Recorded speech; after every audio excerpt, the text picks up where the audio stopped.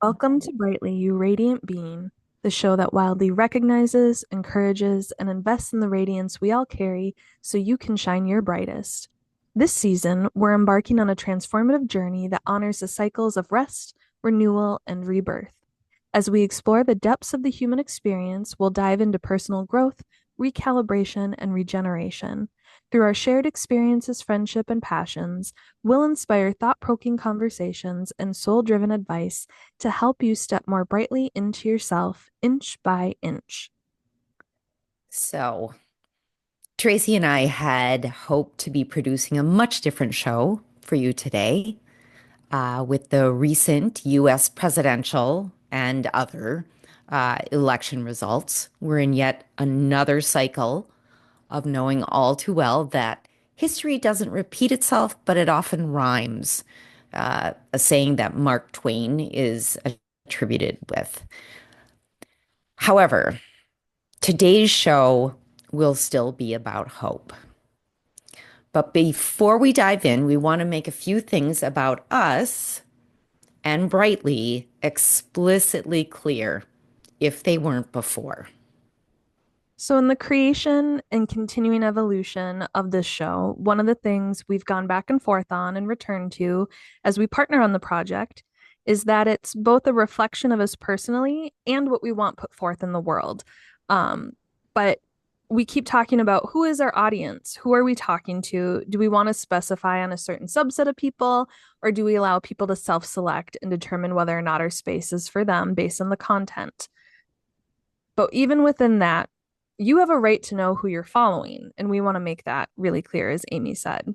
So we would be remiss if a show that is based and steeped in our values and how we want to show up in the world and how we want other people to show up in the world did not make it perfectly clear that we are disappointed and angry and grieving in this most recent election. We do not support Donald Trump, his administration, his political allies, or his policies. His campaign, his prior leadership, his concepts of a plan, we find them hateful, demeaning, and dangerous. And so I think that for us, we want to really put forth, make it clear what our values are, and the fact that because Tracy and I worked on this together, what we wanted, what values we really hold dear to ourselves, and what values we wanted to bring forward for the Brightly podcast. So uh, we uphold inclusivity, kindness, respect, and integrity. We believe in shining a light on the brilliance within each person and fostering connections that uplift and support others. We're deeply committed to fostering a space that reflects our core values of inclusivity, kindness, respect, and integrity. We value diversity in experiences, perspectives, and identities, and we do not tolerate discriminatory behavior of any kind. We believe in the importance of ethical and respectful behavior in both personal and professional life. So we were quiet after the election, but that was because prior to my surgery in October, we had pre-banked a lot of our prior recordings. And initially, we were set to record an episode the Friday after the election, and I was real hopeful in a different outcome. I really wanted to celebrate Kamala Harris and what a monumental historic win that could be on so many levels. Um, but one of the big ones I really loved that she brought forth during her very short campaign was some of us did not come here to be humble, right? And she had a lot of really great quotes, as she did in the prior election season as VP. Um, and after the election results became clear, I texted Amy and I said, I'm reconceptualizing the outline for the show and the topics to address, but I'm feeling kind of dim. Would you mind if we postponed recording a week? We still had some in the bank at that point. But as I started reflecting, I realized my interpretation of my feelings was really inaccurate. I wasn't dim. I was probably in shock at the time.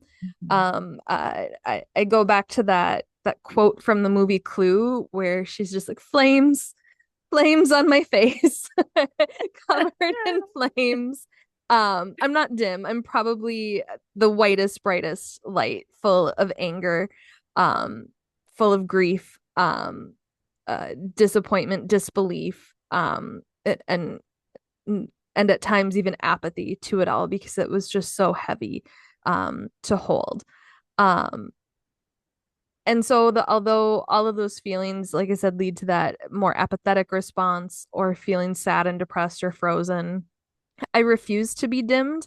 I don't want to feel the white hot Yeah. flames on my Yeah. face and under my Yeah. skin. Um, and I feel like that anger right now is kind of fueled by fears for the future. And how this administration has been linked to Project 25 among some other poor decisions and plans for the future. And more recently, some of the announcement of key roles being filled by people of low integrity and experience. And so I was hoping our show today could be exploring those fears because I think those fears can kind of really help direct you in what to do and that we could also talk about our hopes or how we hope to counter our fears so that when January 20th, 2025 comes, we're in a different headspace and one where we can be our brightest selves and work towards a brighter future for ourselves and for all. And so, Amy, I was going to ask if your emotions are fueled or influenced by fear at all, but what emotions are you feeling?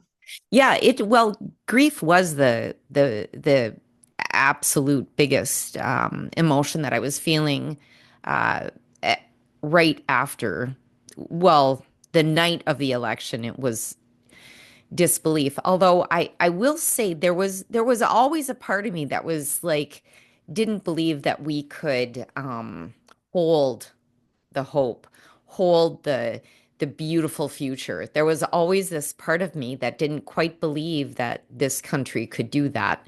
And of course, I don't blame myself for the outcome of the election. I'm only one person.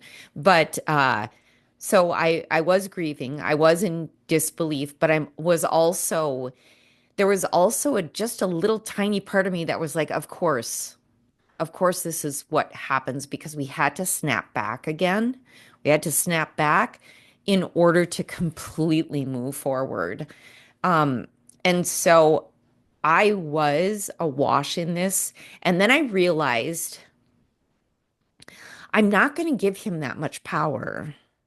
I cannot give him power over my day, over my emotions. Also, I had to realize I no, I did not vote for him, but I am a white woman in America, and I have a lot of privilege just within that. And I don't think that I need to be moaning and groaning about something. I think I need to be um, an ally, a collaborator, a co-conspirator, whatever.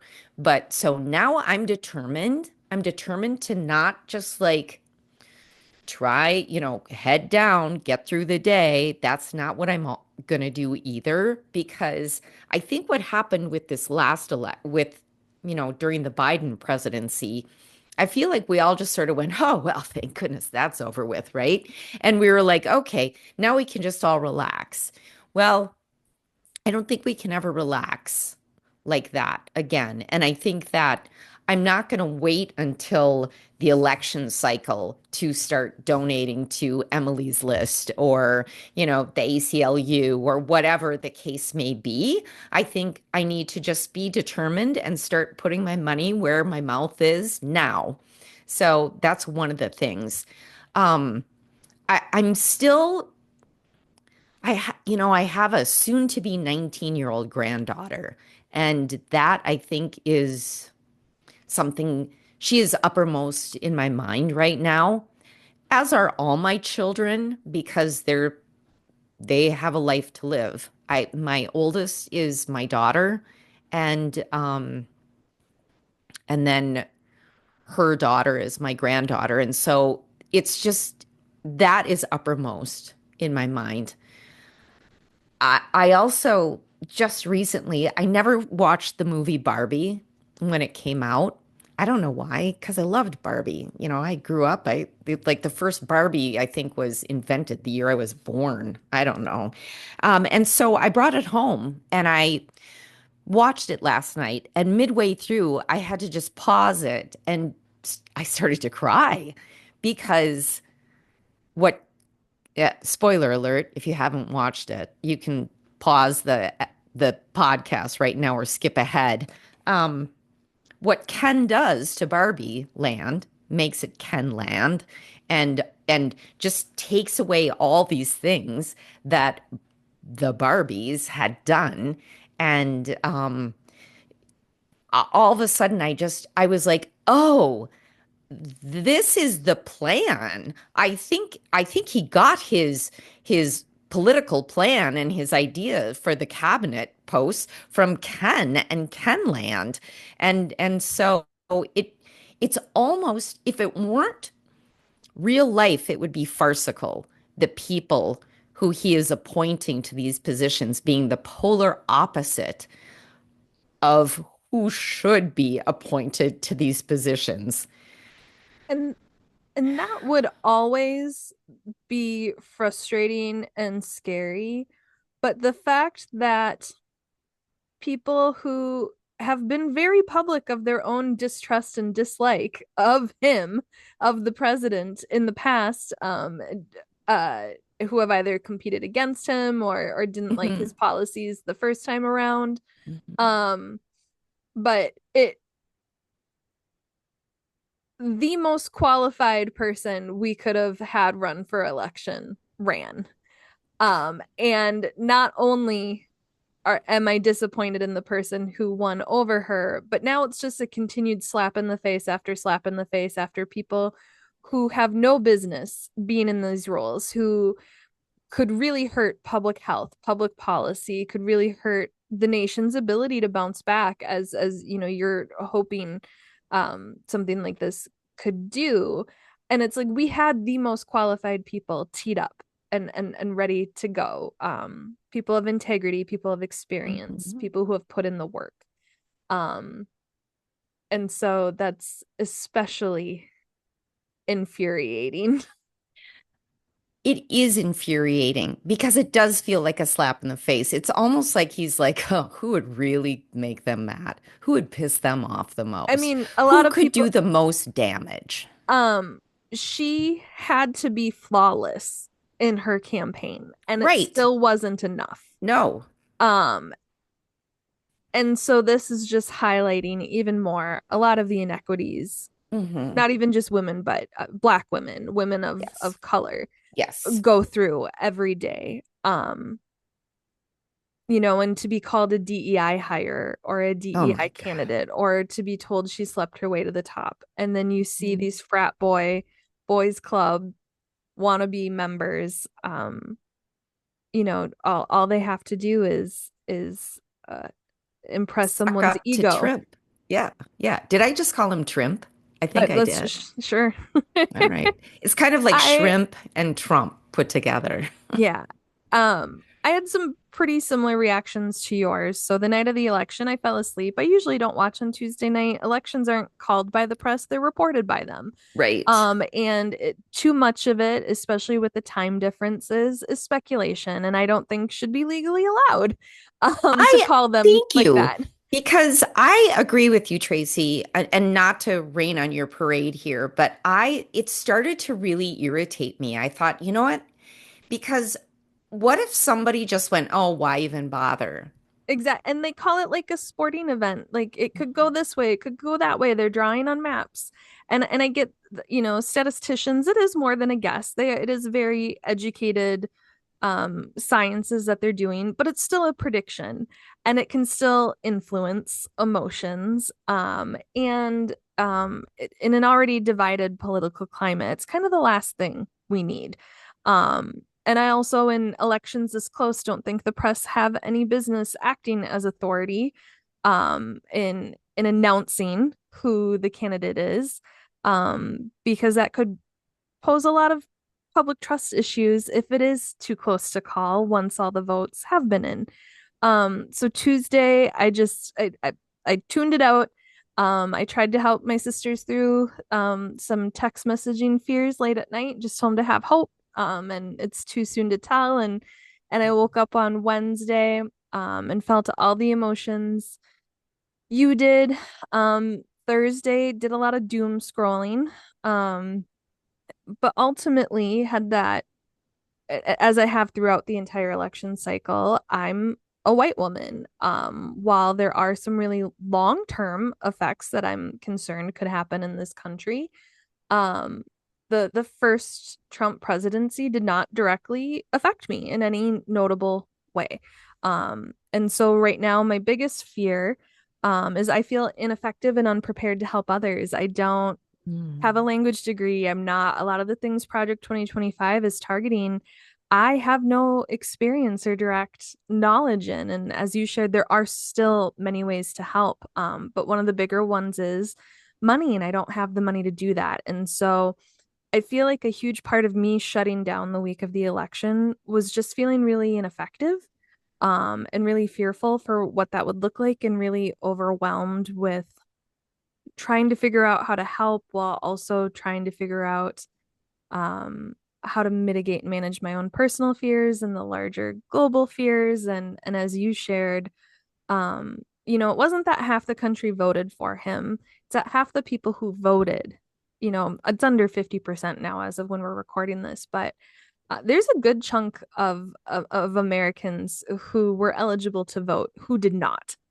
And Mhm. there's also a sizable enough that voted third party, and oftentimes to make a statement as though they're going to be heard by doing that. And I think many of them have come forward with they didn't think he was gonna win.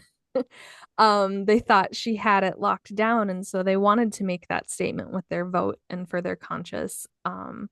And so I've been really frustrated and disappointed in the country, in myself for not doing more. I mean, granted, we had 100 days, 107 days to do something. But I was just kind of frozen in that space. I keep my biggest fear I keep going to the little bit I know about Iran. And in the 60s and 70s, they went through this modernization and westernization of their culture. Women in mini skirts, women who had um, just as many personal freedoms as you and I enjoy. Mhm. They had access to education, they could have relationships of either gender, they could own property, I believe, they could have jobs, all this stuff. And in 1979, they had an election. That leaned more towards what turned out to be heavily conservative and religious type of governance, um, because of similarly widespread dissatisfaction of economic disparities. There was some other political corruption and other things that didn't necessarily apply to the US, but what happened to women there is terrifying to me, and what a short time span it took for them to lose personal liberties. Most recently this year, it was just ruled women can't talk to other women anymore in Iran. Um, so in addition to not being able to have male-female relationships and to being dictated by what their husband or a male relative says and does, not having any economic or education access of their own, they now can't talk to each other because these regimes know that's where the power is, right? Is in people talking to each other, people having access to information, people having access um, to each other, to books, to technology, To and community. to community. And my, I guess my greatest fear that I foresee that could impact me and everybody is if too many people have apathy for this situation, if too many people treat it as we just have to get through 4 years, we could lose a lot of those freedoms really quickly, Mhm. because those in power, even if it appears just to be on paper, it's amazing how easily people obey that power. Look what we lost. Look what we have already lost with because of his last. Yeah. So I think too that that's sort of what I was saying, that I can't just like put my head down, work, get through these next 4 years, that we have to continue to just be vigilant and always remember the bait and switch that happened so often in his last term, his last presidency, that we'd get all worked up over one thing and then in the background something else would happen. Iran sent a message to the United States congratulating us for not electing a woman into political power. Yeah. Um, and then to go back to what you said too about, you could be in a room and 50% of the people there, you know, Hmm. might be looking forward to, a future that terrifies us. Hmm. And what scares me the most is it's not just that they're preparing to take away rights. I know many of those people that voted did it for very individual reasons and economically driven Yes. reasons and don't think rights are being taken away or it's not Yes. their rights. They're not paying attention and everybody else is just being dramatic. But even if rights aren't being immediately taken away, this election gave other people the right to treat us abhorrently legally. Somebody that they admire and what's that quote that's always on social media? You know, not not everybody who voted for Trump is in the KKK, but everybody in the KKK voted for Trump. Oh, wow. Yeah. Right. And so Yeah. these people are now emboldened by Hmm. these results. Oh, Um, yeah. We've seen. Yes. yeah, Yes. this past week around the KKK has been demonstrating outside an Anne Frank performance. There has been a slew of men, and I don't have a better term for them, but online and in person to women, Oh, your yes. body, my choice. Hmm. Um, and then you also most recently, I believe it was in Boston, Massachusetts, which I think Massachusetts is 100% blue state. Oklahoma is the only 100% red. Massachusetts is the only 100% blue. Massachusetts is like in the top three for education. Oklahoma's in the 50th. Right. So just like polar opposites. But in Boston, yesterday I saw online there was an anti-choice parade and protest going through one of the most liberal cities and states we have. Well, Um, that's on purpose. Those um, people were transported there. yes. And so what I loved, the community stepped up, people dressed up as clowns and joined their parade and made their own pro-choice and other signs alone. I mean, Boston definitely gave them a Boston welcome. But prior to 8 years ago, they would never, right? They wouldn't. It was very, very small groups of people who did this, or they would do it in darkness to only a small few. And now, like I said, they're being emboldened, and that's only going to grow. Um, and so that's a fear because to me the worst will happen before we know it and before our eyes. I grew up as many millennials did, we had an Anne Frank section of our social studies and we dove into that book, we dove into the Holocaust. I went on that, eighth grade field trip to Washington, D.C. to the Holocaust Museum. Many of us kind of went through, and one of the conversations that we had and what I always take away from is how did people let it happen? And now that I'm an adult in the world and seeing atrocities regularly on this little, like 6-inch device in my hand, what do? Right? Like all of these things can happen and they will happen as we watch and they'll happen quickly. Hmm. Um, and so I'm worried that people are going to get burnt out on the news and on these fears that we're even, taking half our show now to talk about. Um, and they're going to be so steeped in their own daily struggles and fear that they won't even recognize or have empathy for the disenfranchised who will be impacted the most and early on. Yes. Um, and it's not just the 4 years we have to get through. What they enact and what they do will have ripple effects for generations. But I still have that Paul Wellstone, we all do better when we all do better. And to me, if I believe that, the opposite is also true. If some of us are doing poorly, we're all going to do poorly.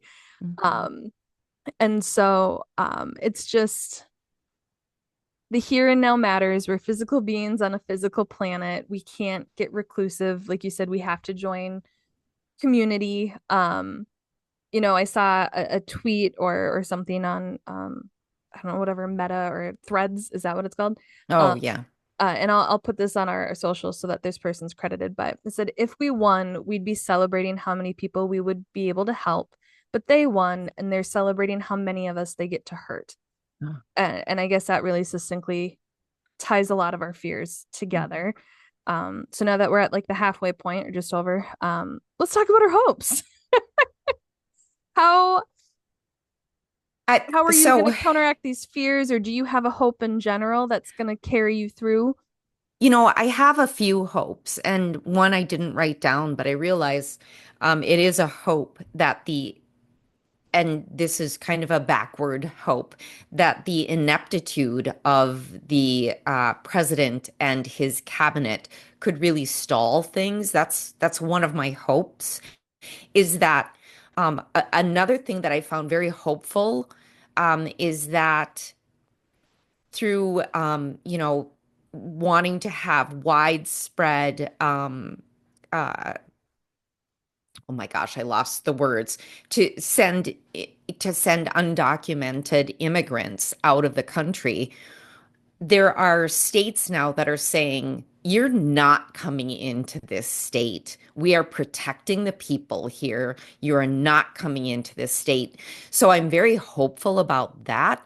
I think that it's and that more and more people will come to the realization, sort of come out of this hypnosis that they're under, that if we actually, if like how it would absolutely stall the economy and human rights and everything you can think about. Another hope I have, and I'm also not trying to be funny about this, is that Pluto is stationing direct in Aquarius on November 19th. And Aquarius is the sign of community and actually, like activism and things like that, working for the betterment of everyone. And it also can set off sort of a revolutionary type of things. I mean, the last time Pluto was in Aquarius, it was the Revolutionary War, I believe. I think that's correct. And so I actually am hoping that that helps in some way. Maybe it'll just help my brain. But I think another thing that I'm hopeful for is that we are all maybe going to find a third way, that maybe there is a way for us to come together that I don't know. I don't even know what I'm I, trying to say with that, but I no, also just I, it's sort of like an alchemy of sorts. I like kind of the phrasing of that third way. A lot of Trump's campaign, in a way to not answer the question and say the bad stuff out loud, was to say we'll give it back to the states, Right, right? right, Like, but if you can give it to a state, it's not a right anymore. And your rights shouldn't disappear between the borders within your own country. right, And so, although I hate, like either we're united or not, it is kind of a big concept and for me and I hate the aspect of small government and the states can do what they want aspect. But for me, when you say we find a third way, I'm hoping that we bring back community in a way right. that is really helpful and that lifts people up. And that hopefully, if we do get through, or when we get through this, and when we get past this, we're both, ingratiated with better leadership and a better path, united way forward, Mhm. and we have the community structure to support and continue that and continue to help at a local level too.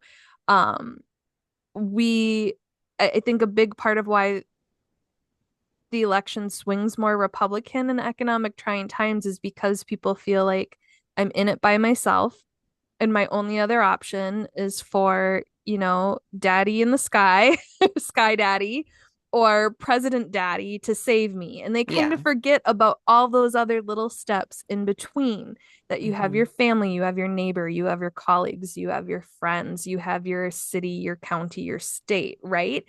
And so I think a lot of people voted in a way of, if I can't do it, it's because I need bigger help. It's not because I don't have supports and safety nets and community around me. And so I think that third way is going to be that, reconnecting to community, or that focus. Um, Yeah.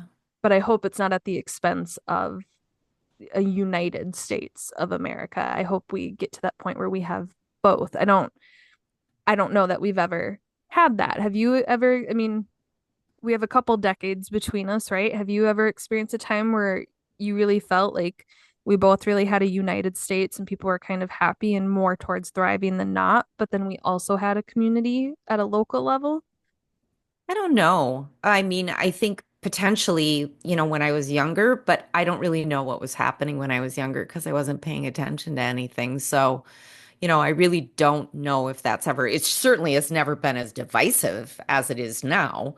But and I also am just wondering if the United States is actually too large. Is it just too big to hold together? Is Well, it it's funny. just The divisiveness, I mean, we once had a civil war.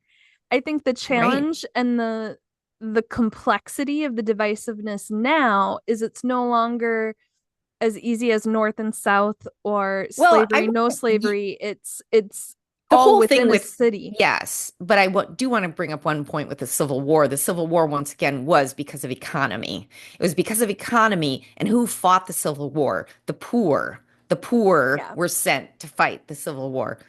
And I will get off my stand with that. I so my hope within this is, there are already people, organizations, and communities steeped in this work.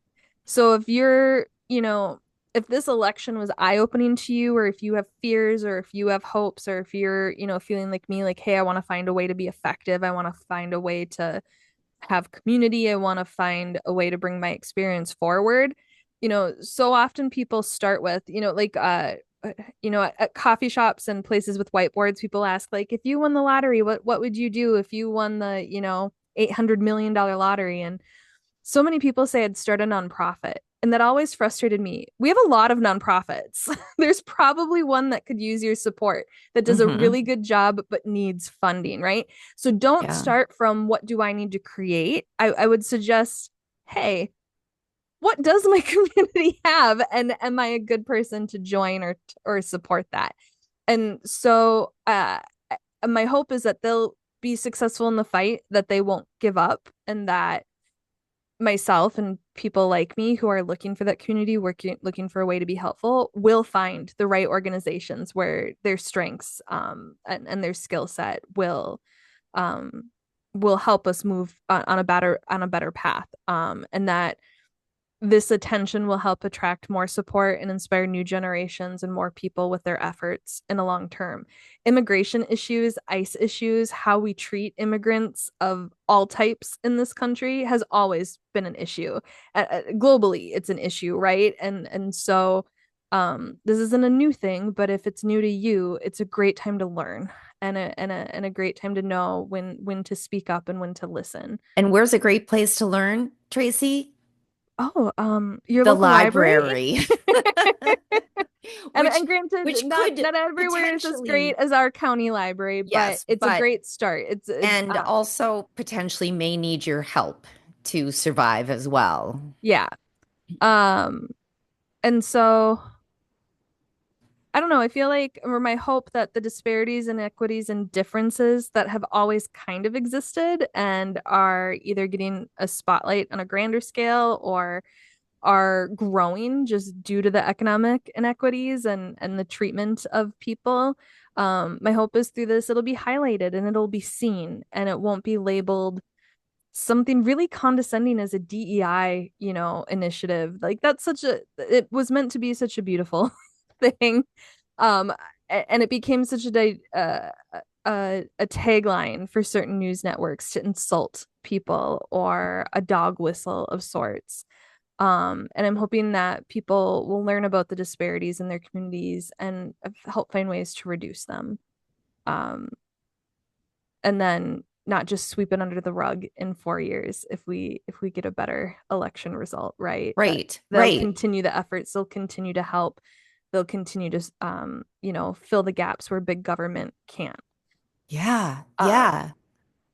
so hopefully this wasn't too depressing. Thank you for letting us get our fears out there or letting us just scream it out into the void together. One of my goals for Brightly moving forward, a lot of our episodes have really been focused on individuals, right? Because it's been about Amy and I learning or sharing about how to be your brightest self. Not We're not always going to be our best, but we can try and be our brightest in that moment. And so I'm going to challenge myself for future episodes to try and do more around the importance of community and our desire for community and kind of see how we can heal the collective as they like to say online. I love that. And you know, depending on how people react to this, more episodes on what to do with your fear, what to do with your anger, what to do with your hope. Um, I think a there's lot of times too, sort of the things that, or maybe we post it online, I don't know, but a lot of the things that are recommended with what to do with your fear, what to do with your hope. I mean, I think that that is a broad, those can work for all kinds of different fears, right? Yeah.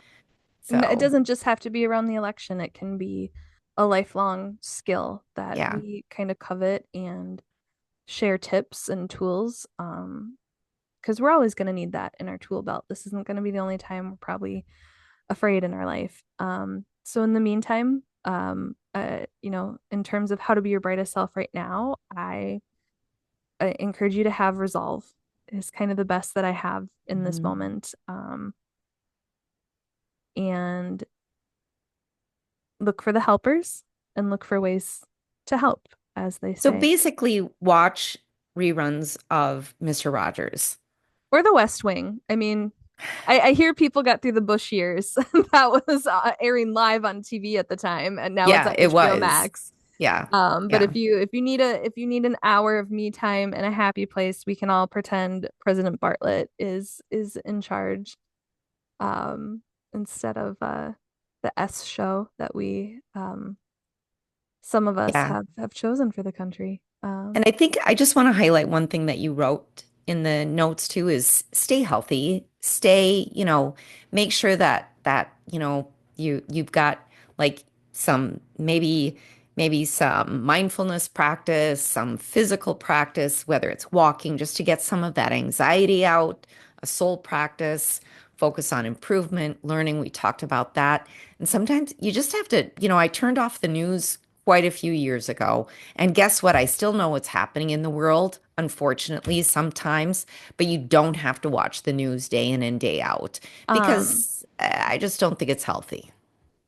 be informed, but you know, if all you're doing is taking in news, what are you doing? Hmm. Right? And so yeah, find ways to unplug. It doesn't even and how you help your community right now, you could just volunteer. People need volunteers even before this election. People need volunteers before January 20th Yeah. and these policies. So um Yep. the one of the key things for getting out of depression or anxiety is getting outside of yourself. That's And actually actually kind of a helping others. and Yeah. helping others. So volunteering Mhm. is actually something that they recommend for people to it Yeah. helps give you purpose. Find a purpose, right? Big or small, do what you can. Have resolve, and be kind to the person you will be tomorrow and try and be kind to others. I Um, love that. so if this spoke to your soul, let us know online, share it with a friend. But other than that, thanks for listening this far. I hope you have a bright and beautiful Yeah. day and many days after. Yeah. Thanks, everyone. Bye.